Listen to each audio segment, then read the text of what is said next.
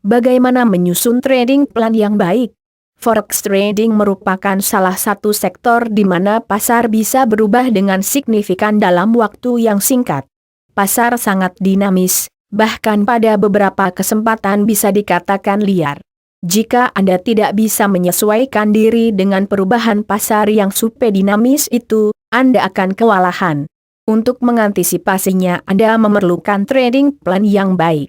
Anda harus merancang sedemikian rupa sehingga dengan berbekal trading plan tersebut Anda akan tetap bisa tenang bahkan ketika menghadapi perubahan situasi yang ekstrim. Perhatikan detail. Trading plan yang Anda miliki sebaiknya dibuat serinci mungkin. Jika selama ini trading plan Anda hanya berisi, misalnya, seperti ini, modal, $10 resiko maksimum. 50% dari modal, $5. Resiko per transaksi, $500. Maka ada baiknya Anda lengkapi sedikit lagi menjadi seperti ini, modal, $10 resiko maksimum. 50% dari modal, $5, resiko per transaksi. 5% dari modal awal risk to reward ratio, RRR. 1. Strategi, swing trading system trading, Fibonacci retracement plus stochastic plus CCI, time frame H1 entry, tunggu koreksi ke area 38, 261.8, cari sinyal di stochastic plus CCI exit, stop loss, SL, di area 61, 876.4 Fibonacci retracement, cut loss, take profit, TP, di area 23, 60.0 Fibonacci retracement, sesuaikan dengan resiko per transaksi 5% dan RRR. Dengan demikian setiap tindakan yang akan Anda ambil memiliki dasar yang jelas.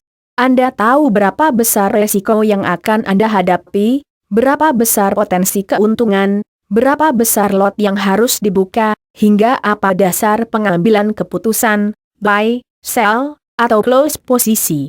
Semakin detail trading plan Anda, semakin mudah Anda mengambil keputusan dalam forex trading. Nah, contoh kasusnya misalnya Anda melakukan analisa seperti ini. Harga bergerak dalam uptrend, bias intraday bullish. Koreksi telah terjadi ke area Fibonacci retracement kisaran 38, 261.8. Sinyal bullish terlihat dari stochastic dan CCI pukul 1 JAM. Area USL 450 pips dari harga sekarang.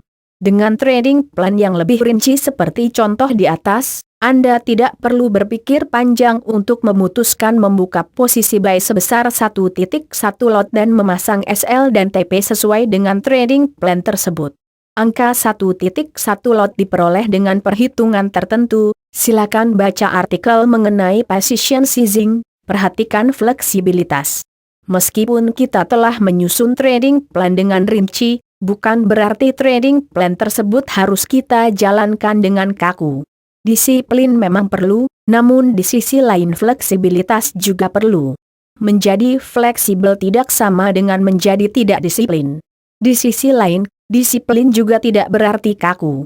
Dalam hal menjalankan trading plan, ada beberapa hal yang bisa Anda beri kelonggaran. Misalnya adalah ketika harga belum menyentuh level SL atau TP namun secara teknikal Anda melihat bahwa sudah saatnya menutup posisi Anda. Pada situasi seperti itu, sah-sah saja jika Anda menutup posisi Anda meskipun resiko belum tersentuh atau keuntungan belum mencapai target. Namun tentu saja keputusan tersebut harus didasari oleh analisa teknikal yang objektif, bukan hanya karena ketakutan semata. Faktor psikologi, misalnya takut keuntungan yang telah diperoleh berubah menjadi kerugian. Bentuk fleksibilitas lain adalah memperbesar toleransi resiko per transaksi. Jika awalnya Anda menetapkan resiko 5% dari modal untuk setiap transaksi, seperti dalam contoh trading plan di atas, maka untuk selanjutnya Anda bisa menetapkan resiko 5% per transaksi dari equity date terakhir. Misalnya dari modal $10 ternyata bisa berkembang menjadi $15. Nah, jika sebelumnya Anda menetapkan toleransi resiko per transaksi adalah sebesar $500, 5% dari $10, maka setelah equate day menjadi $15, toleransi resiko per transaksi berubah menjadi $750.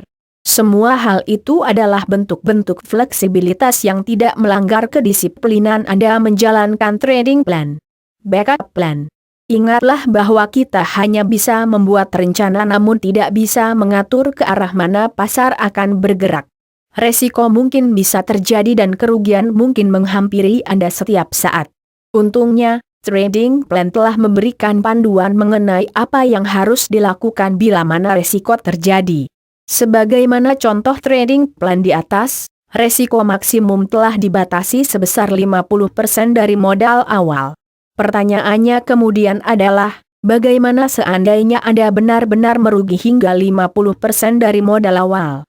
Jika Anda memang tidak mau lagi melakukan trading ketika sudah merugi sebesar 50% dari modal awal, maka pembahasan akan selesai sampai di sini. Namun ketika Anda memutuskan untuk membuka akun dengan modal sejumlah dana awal yang Anda setorkan, sejatinya Anda sudah siap menghadapi resiko sebesar itu. Artinya, ketika Anda membuka akun trading dengan modal misalnya sebesar $10, semestinya Anda sudah mempersiapkan uang itu untuk berinvestasi dengan segala resiko yang menyertainya. Kita tidak menyiapkan 50% dari modal itu tanpa alasan. Sisa modal itulah kalau resiko memang terjadi yang sejak awal memang dipersiapkan sebagai backup plan. Artinya, Anda tidak mengirim semua pasukan Anda ke medan pertempuran. Ada separuh yang memang dipersiapkan di markas untuk dikirim lagi seandainya pasukan pertama gagal meraih kemenangan. Jika Anda ingin melanjutkan perjuangan dengan modal yang tersisa, maka Anda harus menyiapkan kembali trading plan yang sesuai. Dalam contoh di atas, modal yang tersisa menjadi tinggal $5. Dengan demikian, Anda bisa kembali menyusun strategi pertempuran misalnya seperti contoh berikut, modal $5 resiko maksimum. 50% dari modal, $2.500, resiko per transaksi. 5% dari modal awal risk to reward ratio, RRR. 1 strategi, swing trading system trading, Fibonacci retracement plus stochastic plus CCI, time frame H1 entry, tunggu koreksi ke area 38, 261.8, cari sinyal di stochastic plus CCI exit, stop loss, SL, di area 61, 876.4 Fibonacci retracement, cut loss, take profit, TP, di area 23, 60.0 Fibonacci retracement, sesuaikan dengan resiko per transaksi 5% dan RRR. Anda bisa melihat bahwa dari $5 yang tersisa pun tidak semuanya dikirim ke medan pertempuran. Kita masih menyiapkan separuh dari mereka sebagai pasukan cadangan. Begitu seterusnya. Mungkin trading plan seperti ini relatif baru bagi Anda. Mungkin juga tidak. Bagi Anda yang ingin mencoba trading plan seperti ini, silakan coba di demo account terlebih dahulu. Begitu Anda bisa mengendalikan modal Anda dengan baik, barulah Anda bisa segera membuka real account. Selamat mencoba.